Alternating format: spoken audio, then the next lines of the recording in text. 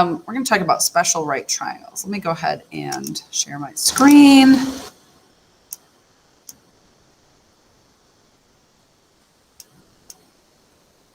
Okay, so a special right triangle. So there are two special right triangles that we're going to talk about. One is an isosceles right triangle, which in that case has one right angle, and the isosceles triangle, two of the legs are the same. So anytime you see 45 degrees, you know the other one has to be 45 degrees because of the triangle sum theorem. And there is a little pattern as we've done some of these problems in some of our practice. Like if you look at the practice before, you know, we did some of these problems. So for example, we know that those two have to be equal to each other. So leg squared plus leg squared equals the hypotenuse squared. Notice my hypotenuse is 7 times the square root of 2. As I do this, I get 2x squared here. When I square this, I get 7 squared is 49. Square root of 2 squared is 2. So 49 times 2, that's 98. And then like what happens, we're going to divide by 2, and I get x squared equals 49. And the square root of 49, my x equals 7. So if you notice here, we got, okay, so our legs were 7 and our hypotenuse was 7 times the square root of 2. In this one, since this is also a 45, 45, 90, notice that that leg's going to be 8, so we can find what is that hypotenuse going to be. 8 squared plus 8 squared equals x squared. This is 64 plus 64. This is 128. Right? And then when we take that square root of 128, that's going to simplify down. It's 64 times 2, right? So that's going to be 8 times the square root of 2. Notice in this case, our legs were 8. Our hypotenuse was square root of, or 8 times the square root of 2. Again, same type of thing in this one. When I square a square root, I just get 32. When I square a square root, I get 32. And then we're going to get the hypotenuse squared.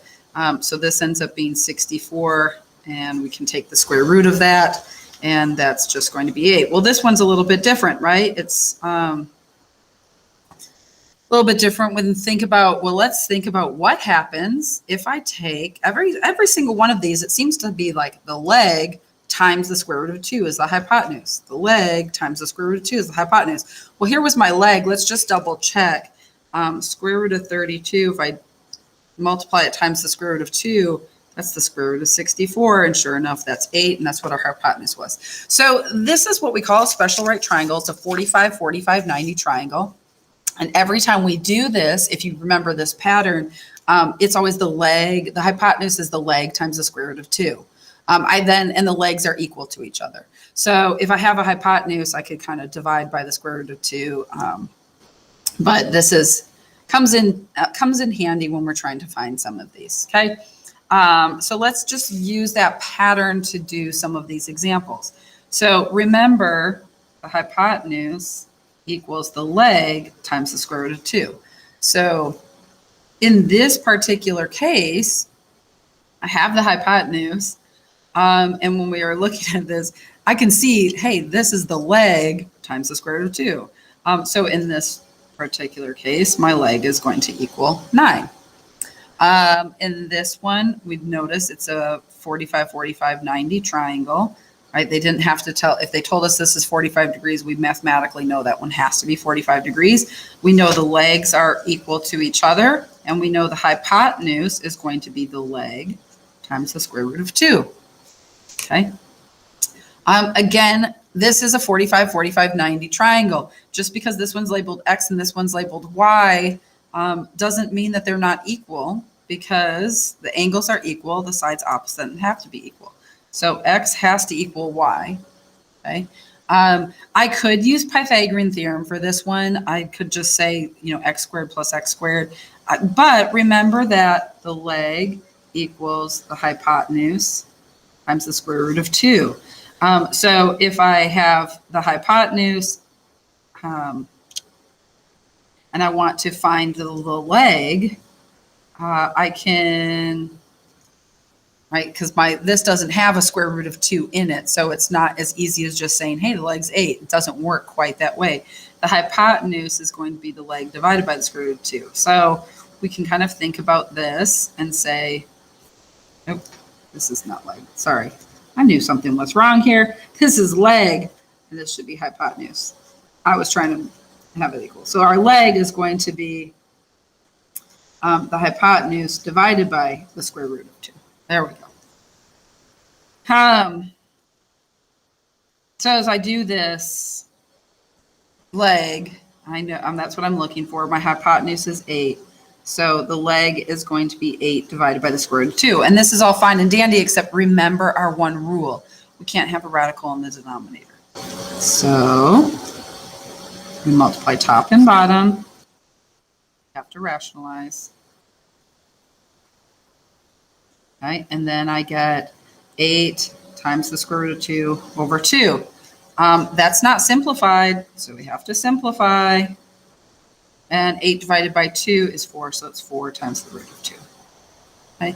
So my leg is 4 times the root of 2, and y would also be 4 times the root of 2. Okay? Loving these ones. All right, we have a leg. Remember, my leg times the square root of 2 is the hypotenuse. So x equals the leg times the square root of 2. And in this case, my leg is 15 times the square root of 2 already. We just have to take that and multiply it by another square root of 2. So this just ends up being 15. When we do square root of 2 times square root of 2, that's just 2. And so my hypotenuse in this case is 30. All right, so that's one of our special right triangles. And we're going to come back to some of these. Let's look at this other one. And then this one, it's a 30, 60, 90 triangle. If we did a bunch of these problems, you could start to just develop a pattern. And you might see it, but I'm going to go ahead and just tell you that the way that I remember it is we have, 30, 60, 90. So there's 3, right? 3, 6, 9. It's like all multiples of 3. And when we're looking at this, the radical that I'm going to use would be a radical of 3. So there's 2 legs. There's always a shorter leg and there's a longer leg. The shorter leg is across, opposite from the smaller angle, the 30-degree angle. So that 30 degrees makes a smaller opening than 60 degrees, makes a bigger opening. So this is the shorter leg, this is the longer leg. They can move depending on if I change the triangle around, right? Across from the 60 degrees is always the longer leg. Across from the 30 degrees is always the shorter leg. The hypotenuse is always across from the 90-degree angle. So when there's a couple of little shortcuts for this one, right? If I have 2 of the 3 sides, I can always use Pythagorean theorem, but sometimes you might find that they don't give you, in some of these special right triangles, they don't give you 3 sides. They might just give you the hypotenuse, and that technically is enough information to find everything with a special right triangle, this little formula. So a lot of these are based off of the short leg. So if you have the short leg, life is going to be easy. Right? If we know what this one is, it's easy. The hypotenuse is just too short, right? The shorter legs times 2, it's double that. And I kind of remember it because there used to be a rapper, Too Short. So hypotenuse is too short, and then the longer leg has a relationship. It's the shorter leg times the square root of 3. Okay, so the longer leg right here is the shorter leg. So if I have the short leg, my life is really easy to find the hypotenuse and the long leg. If I don't, and we'll do some examples, then I kind of have to rework these 2 formulas to find what I'm looking for. So let's look at this one. Notice that they want us to find, and I would practice looking at labeling some of these. They've given me the short leg. I'm looking for the hypotenuse. Right? My hypotenuse, this is also my long leg. All right. So my short leg is 31. The hypotenuse is 2 times that. It's too short. So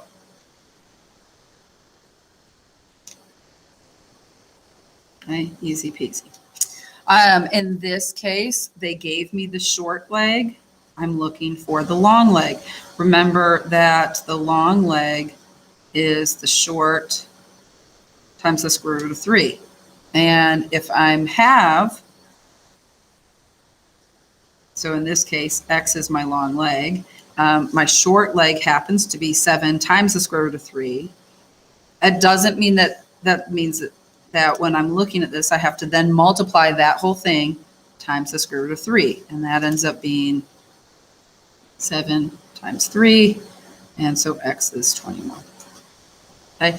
And then when we are looking at some of these other ones, okay, so if this is 60 degrees, this is the long leg, and we are looking for the short leg. So here's an example. Remember, the long leg is the short leg times the square root of 3.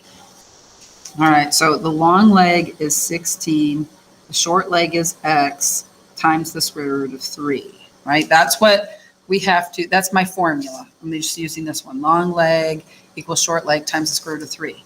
Okay, I need to solve for x, so I need to divide both sides by the square root of 3. And then I have to simplify. I need to rationalize this denominator. To do that, I get 16 times the root of 3 over 3. Looks messy, but this is an exact answer. And that's what I'm going to leave my answer as. I can't simplify anything further because 16 and 3 don't simplify. All right, let's look at this one. We have the long leg, and we are looking for the hypotenuse. There isn't a direct relationship, right? Remember how I said in the very beginning, we have to have the short leg in order to find everything. So there's no relationship between the long leg and the hypotenuse unless we're using that short leg in there. So we need to go ahead and find this short leg first. So remember that 5 times the square root of 3, I'm going to call this y for my short leg equals y times the square root of 3. So long equals the short times the square root of 3. Okay, well, maybe you might be able to notice from this pattern 5 times the root of 3, y times the root of 3. Okay, divide both sides by square root of 3, I get y equals 5. So if my short leg is 5, I know that the hypotenuse is too short. And so the hypotenuse x is going to be 10, 2 times 5. Okay. All right, let's look at a couple more problems. In this one, it's like a little puzzle. So we have to kind of figure out what can we look at. Let's see. I know x and y are equal to each other because this is 45 degrees and this is 45 degrees. I know this is 30 degrees, and this makes this the short leg. And then when we're looking at this is the hypotenuse. So remember, the hypotenuse equals 2 short. So 6 times the square root of 3 equals w. Oh, sorry, 2w. So now I need to go ahead and find w. Divide both sides by 2. And I end up with 3 times the square root of 3 equals w. I had that part done first. Now, remember, I can use the short leg to find the long leg, x. So long leg equals the short times the square root of 3. So in this case, my long leg is x. My short leg was w, which we just found, 3 times the root of 3. And we're going to multiply it by a root of 3. Remember, let's see. So this ends up being 3 times 3. So x ends up being 9. And then, because now when we look at this bigger triangle, it's an isosceles right triangle. So x and y are equal to each other. And so since x equals 9, y also equals 9. And then if we think about using that formula, I could use Pythagorean theorem, but if you can remember this little shortcut, that in an isosceles right triangle, the hypotenuse is the leg times the square root of 2. I always remember square root of 2 because there's 2 of them and they're the same. So when we look at this, leg times the square root of 2, so that would be 9 times the square root of 2. All right. So this is just, these are some shortcuts. On the isosceles right triangle, the 45, 45, 90, Pythagorean theorem will always work. So if you don't remember it, it's not like the worst thing in the world. But just on the 30, 60, 90 triangle, sometimes occasionally you will find something where they only give you one side and you think maybe that the problem can't be solved. And it can using this theorem, the 30, 60, 90 theorem. Okay. So do some of that practice on the next page here, writing your answers in the simplest form. It's also good practice for simplifying radicals as well. All right, and that's about it.